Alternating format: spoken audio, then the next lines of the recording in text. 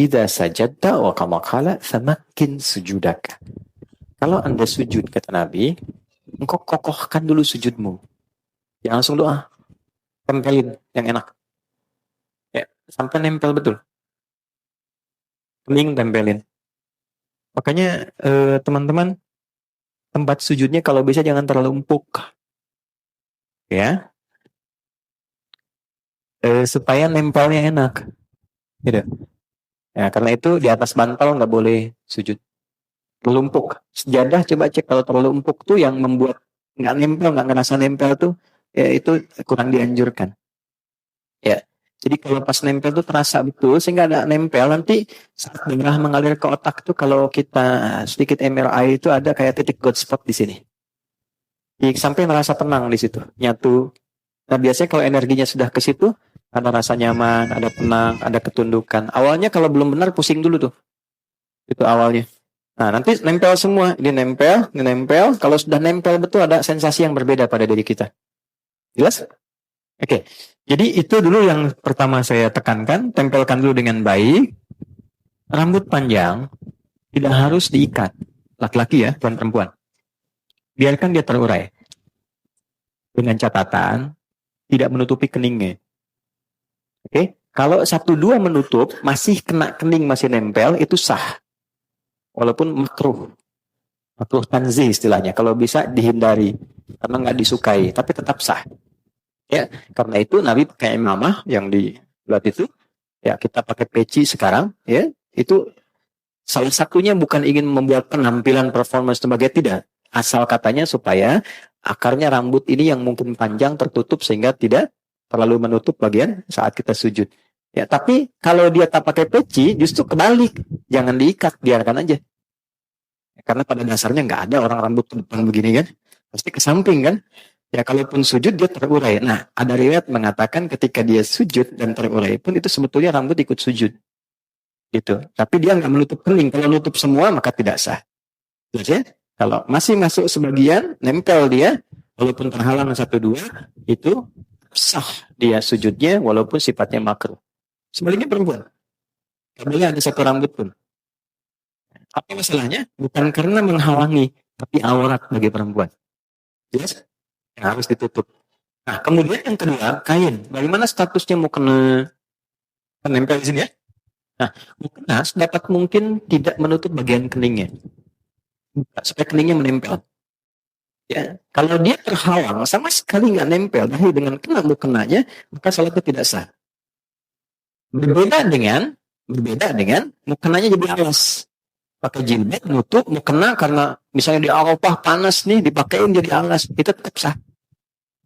Sah. Antum pakai sorban di sini. Ya, itu sudah sanadnya tuh. Sanadnya dari sahabat Jabir bin Abdullah. Jabir bin Abdullah itu pernah lepas sarung, pakai celana segini, sarungnya dulu pas. Dijadiin sorban begini. Itu nasabnya selepet begini tuh, pakai gini tuh. Itu Jabir bin Abdullah. Itu bukan ngarang, ada hadisnya. Diprotes, tanya, kenapa mesti dilepas? Kan bagus dipakai. Iya, bagi kita yang punya. Tapi nanti kelak kita temukan orang-orang yang mungkin gak seperti kita. Kayaknya terbatas. Saya contohkan begini supaya orang tahu pakai begini pun sah. Anda punya sarung, pakaian bagus. Di daerah tuh kan ada yang celananya segini, cuma pakai kaos. Dia tanya, saya sholatnya sah nggak? Agama ini mudah, jangan dipersulit.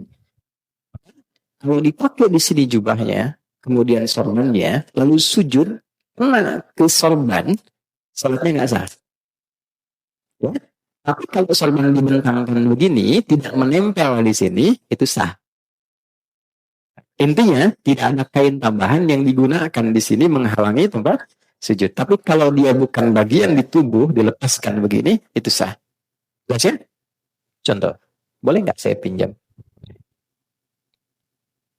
Kasih.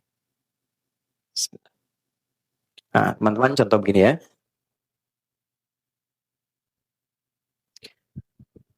Kemudian mau sujud. Begitu mau sujud, ini terurai di depan.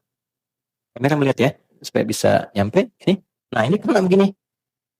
Nah, ini tidak sah salatnya. Tidak sah.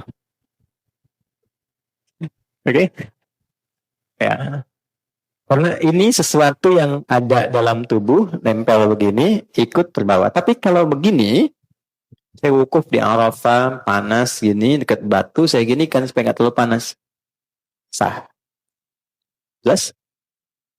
Sekolah ya. Jelas di sini?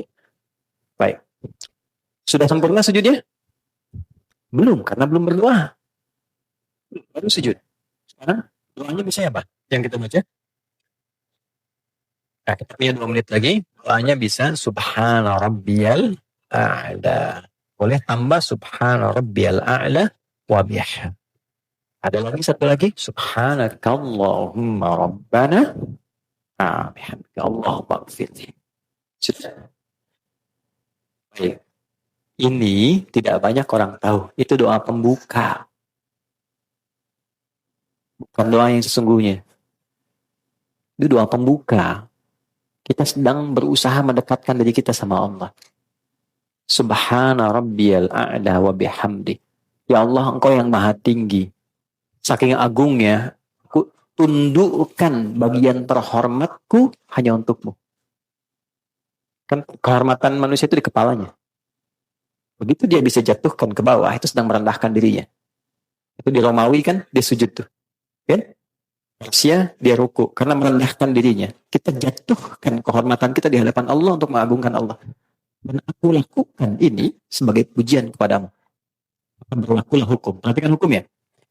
Kalau Anda merendah, Allah angkat Anda. Ketika Anda meninggi, Allah rendahkan Anda. Dalam semua aspek kehidupan. Anda boleh hebat jadi suami, tapi kalau Anda terlampau tinggi, Allah jatuhkan. Anda boleh hebat sebagai pengusaha, Anda sombong tinggi, Allah pasti rendahkan. Jika kita rendahkan dari kita, Allah pasti angkat. Itulah sebabnya kenapa orang sujud diangkat, diberikan 7 bacaan doa, permintaan yang dikabulkan. Yang Rabbi gfirli warhamni wajibulli dan sebagainya itu. Nah, kita rendahkan itu untuk merendah pada Allah. Ya, sebenarnya. Sambil kita katakan, di ujung, Allahumma gfirli, ya Allah ampuni aku. Yang kadang dalam hidup selalu merasa tinggi, merasa hebat, merasa paling berwenang. Aku jatuhkan diriku kepadamu. Begitu kita ucapkan subhana rabbiyal a'la wa bihamdi, subhanakallahumma bihamdika Allahumma gfirli, jatuh, maka muncullah kemudian apa yang kamu mintakan. Maka Nabi katakan fa'aktsir doa, perbanyak doa. Kalau permintaannya seperti Nabi ajarkan, boleh dilafazkan. Tapi kalau tidak sama dengan yang Nabi ajarkan, cukup di hati kita sampaikan. Ya, masalah rumah tangga pengen curhat, masalah pekerjaan, ya, masalah sosial, hadirkan. Senikmat apa yang bisa kita lakukan. Tapi lihat sedang sholat apa. Kalau berjamaah, ingat-ingat ada imam. Jangan imam sudah naik lagi, Anda masih sujud. Atau sebaliknya, Anda jadi imam, ingat makmum, ada batas Anda. Nah itulah silahkan nikmati dalam sholat sunnah. Tahajud, duha, tumpahkan aja. Ini sama Allah. Nah itu dalam hati. Tapi kalau sekiranya Nabi pernah ajarkan doanya, boleh bacakan dengan lisan kita.